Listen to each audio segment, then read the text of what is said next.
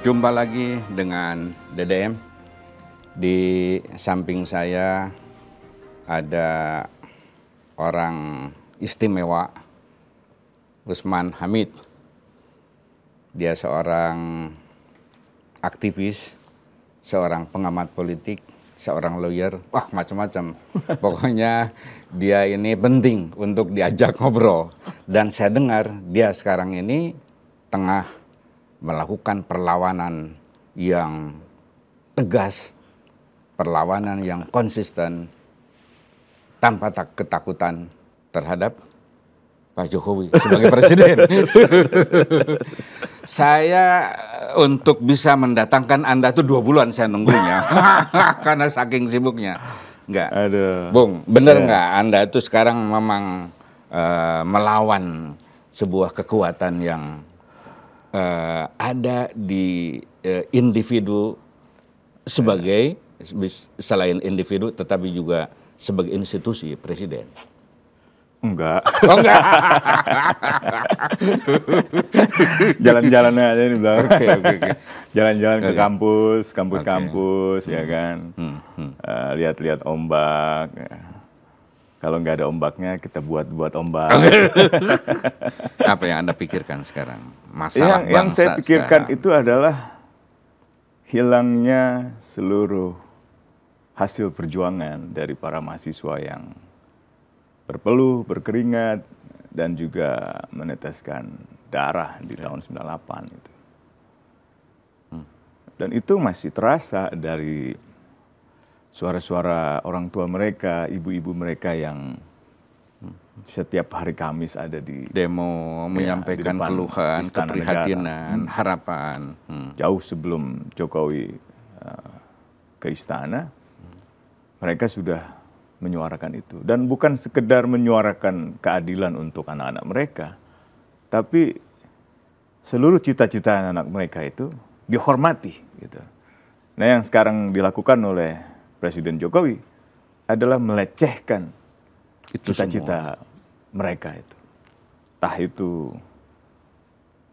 pemberantasan korupsi, kolusi, nepotisme, menghormati supremasi hukum, memisahkan urusan pertahanan dengan politik bagi militer, urusan politik dan keamanan untuk polisi, memperjuangkan otonomi politik untuk daerah-daerah, membatasi kekuasaan. Itu kan semuanya cita-cita mereka yang disepakati oleh berbagai komponen bangsa.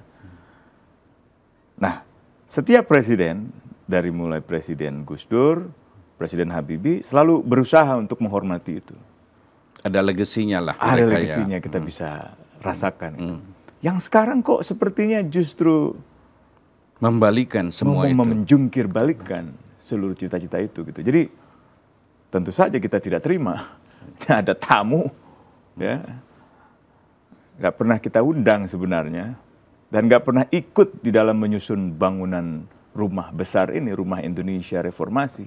Tiba-tiba dia merusak sendi-sendinya, fondasi-fondasinya. Harus kita hentikan.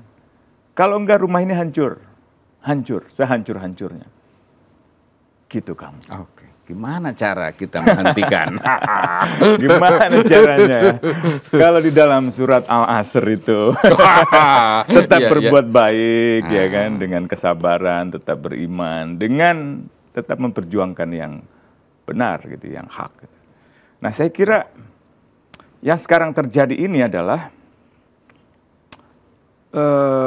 usaha-usaha untuk melawan ketidakadilan, kesewenang-wenangan gitu ya, dengan mendorong persatuan perjuangan yang justru mengingatkan saya lagi pada tahun 90-an ketika masa-masa itu gerakan mahasiswa, kami waktu itu masih muda-muda, berasa bahwa sejarah mengajarkan ya, tahun 66, tahun 74, tahun 78 Bandung gitu.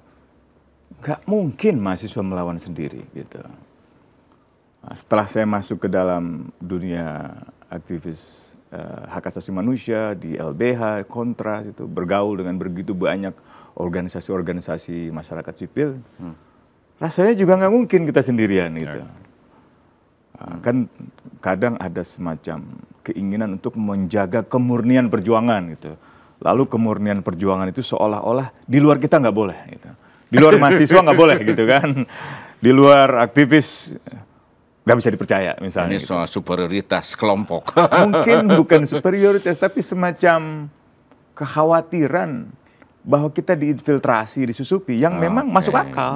Karena sejak era Orde Baru, bahkan kelahiran Orde Baru, terjadi. Itu terjadi. Gitu. Karena Orde Baru berdiri di atas, bukan hanya di atas puing-puing penghancuran gerakan kiri, tapi ia berdiri dengan menunggangi kekuatan Islam untuk menghancurkan gerakan kiri. Gitu. Jadi politik saling menunggangi ini, gitu ya, terutama dari atas, dari kekuasaan, itu menimbulkan semacam trauma yang berlangsung berpuluh-puluh tahun.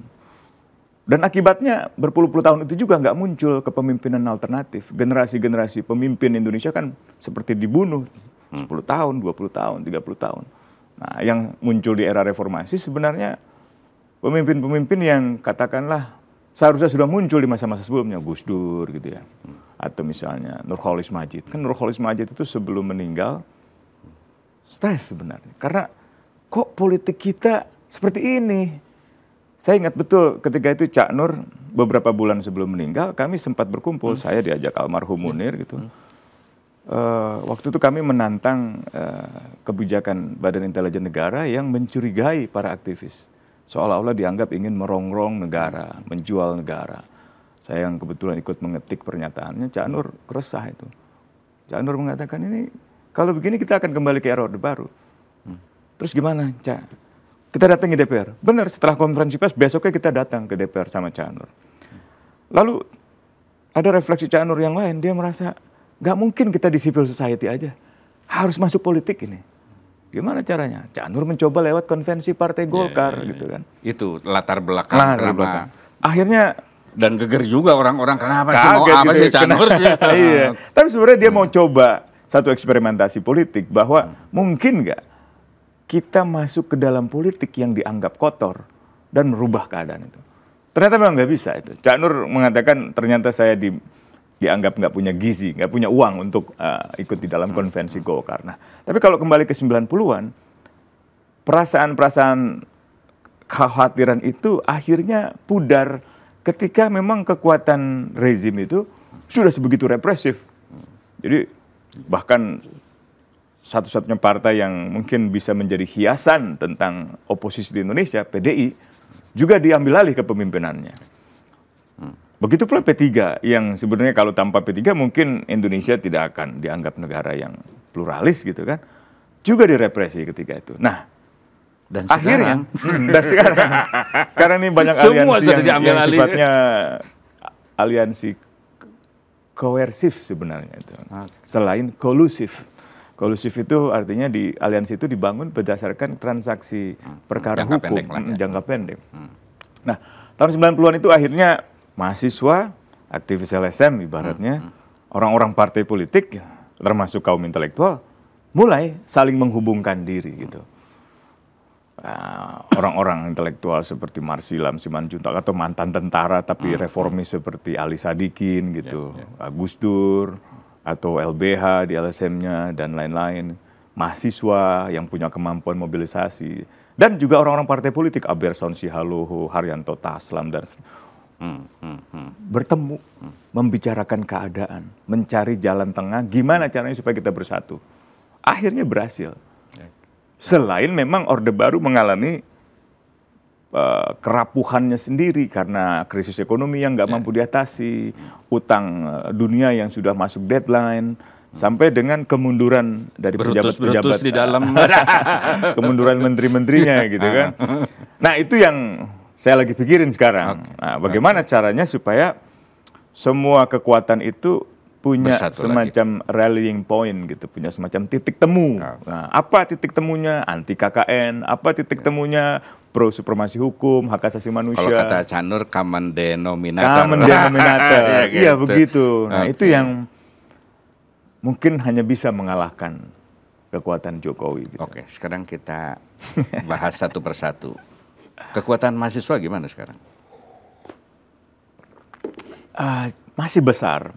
Hanya memang mereka menghadapi pembatasan berlapis. Pertama dari internal mereka sendiri, gitu ya. Jadi banyak, nggak semua sebenarnya pimpinan universitas di Indonesia ini yang mulai ikut-ikut membatasi. Nah, berbeda dengan di masa 90-an yang cenderung tidak terlalu aktif gitu ya. Nah, tetapi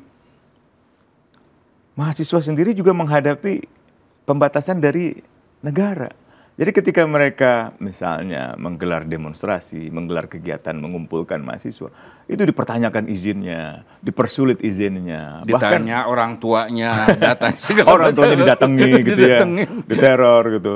Tapi itu pernah terjadi di masa 98 juga. Orang tua saya didatangi, telepon rumah saya berdering berkali-kali karena keterlibatan saya dalam demonstrasi. Sebenarnya bukan karena demonstrasinya, tapi karena kita di balik layar rapat-rapat untuk mempersiapkan demonstrasi itu.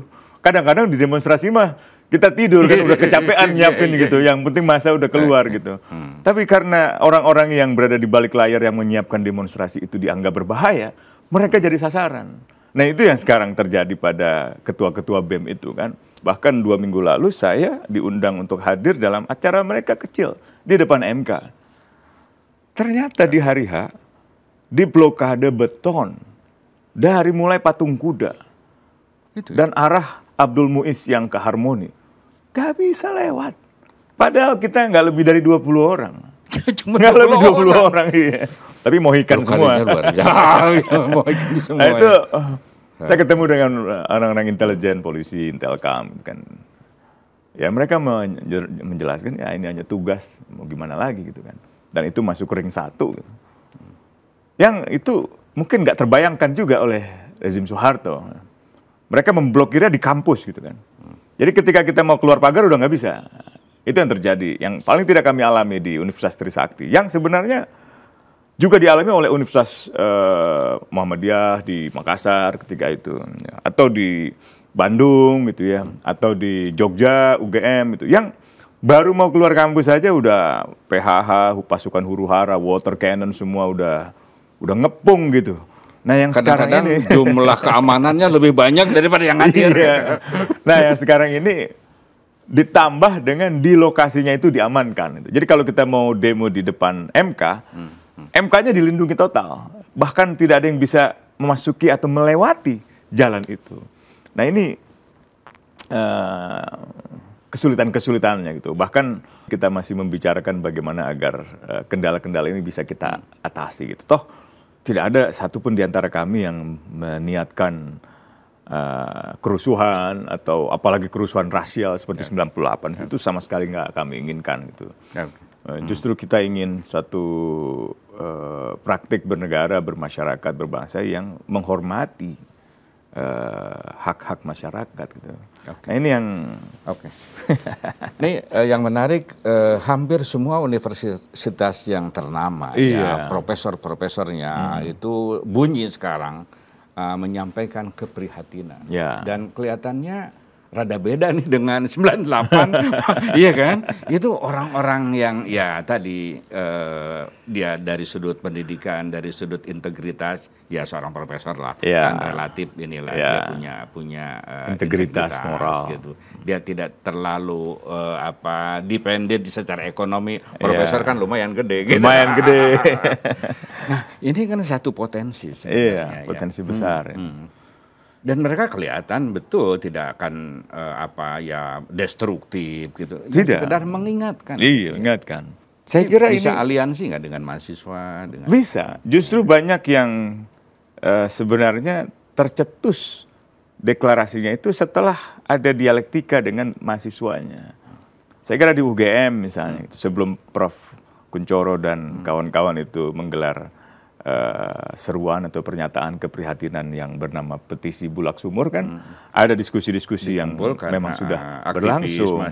Ketua BEM-nya, ketua KM-nya, Gilbran misalnya itu sangat aktif.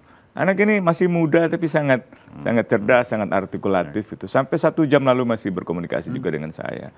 Kemudian aktivis mahasiswa yang sudah bekerja di kampus atau bekerja di LSM seperti Zainal Arifin Mukhtar itu juga ikut mengelola ruang dialektisnya itu. Sehingga petisi Bulak Sumur itu tidak ujuk-ujuk muncul gitu kan, benar-benar suatu hasil dari rangkaian akumulasi dari gitu. dialektika di itu, dan internal. semua kekuatan. Betul. Saya waktu 98, saya ingat Januari itu, saya membaca dan membahas hasil tulisan Ikhlasul Amal Rektor UGM ketika itu, yang membahas tentang demokratisasi politik, perlunya amandemen konstitusi, perlunya penghapusan KKN, penghapusan duifungsi ABRI, itu jadi bahan diskusi kami di tengah keterbatasan informasi ya. Kalau sekarang kan tinggal buka media sosial gitu, semuanya tersedia. Nah, tapi memang nggak semua kampus memiliki keistimewaan seperti UGM di mana ruang diskusinya begitu dinamis gitu ya. Ada kampus-kampus yang mungkin dari segi disiplin ilmunya nggak punya FISIP misalnya, nggak punya ilmu politik, jadi jarang bahas politik gitu ya. Atau kampus-kampus yang lain yang memang lebih mengandalkan keterampilan vokasional. Tapi, sorry, dulu ITB itu kan nggak ada FISIP-nya, tapi kan terdepan. Sekarang paling belakang. Paling belakang. Nah ini siapa yang paling duluan, siapa yang paling belakang ini emang jadi lucu gitu. Ini kampus saya Trisakti juga diledek terus kan. Kapan ini Trisakti? Tiba-tiba karena prosesnya cukup panjang, ini minggu ini aksi besar. Nah, justru yang memulai pertama aksi gitu. Jadi kami bukan omon-omon doang. Bukan omon-omon doang. Bukan. Aksi. Kita aksi itu. Saya tidak omon-omon saja. Meskipun ya tentu di seluruh kampus kan nggak monolitik lah. Nggak semuanya mungkin punya pemahaman pemikiran yang sama kan. Orang membaca berbeda, memiliki pengalaman sosial yang berbeda, memiliki kepentingan yang berbeda gitu kan. Sehingga segalanya nggak berlangsung mulus. Kita lihat aja dalam 1-2 hari ini, mudah-mudahan apa yang kita bayangkan sebagai kekuatan mahasiswa, sebagai agen perubahan, sebagai kekuatan moral, sedikit banyak bisa menolong bangsa ini. Setidaknya mengembalikan Jokowi ke jalur demokrasi. Ke jalur reformasi gitu. Ini ada satu lagi yang menarik. Setelah Pak Mahfud mengundurkan diri sebagai menteri ya gitu. Nah ini diduga kuat, ini sudah mulai nih di internal kabinet ini ya mulai disorientasi, mulai cari posisi masing-masing. Apakah Anda memprediksi ini juga akan signifikan untuk gerakan masyarakat sipil ini? Mestinya signifikan. Terutama kalau Pak Mahfud melakukannya lebih awal. Nah, saya menghormati, seperti saya katakan ke banyak media massa, saya sangat menghormati keputusan Prof. Mahfud, dan menurut saya itu seharusnya diikuti oleh menteri-menteri lain. Kalau memang masih mau berpegangan pada etika. Tapi tentu Pak Mahfud juga bukan orang yang sempurna kan, sebagai manusia dia juga patut kita pertanyakan, kenapa sekarang Prof gitu kan, kenapa enggak dari dulu gitu ya. Nah, mungkin jawabannya lebih baik terlambat daripada lebih tidak. Baik tapi saya duga, Kang Deddy, ada alasan lain yang mungkin belum diungkapkan. Gitu. Karena saya dengar itu kan ada pertentangan juga di dalam pemerintah, dalam kementerian, terkait beberapa perkara hukum yang belakangan mendapat sorotan media. Apalagi terkait dengan putusan MK. Jadi putusan MK itu bukan hanya ada bias kepentingan atau benturan kepentingan antara paman dengan keponakan dan adik ipar begitu ya, antara Pak Anwar Usman sebagai ketua MK, Presiden Jokowi, dan Gibran Rakabuming Raka sebagai keponakan ketua MK dan anak Presiden Jokowi.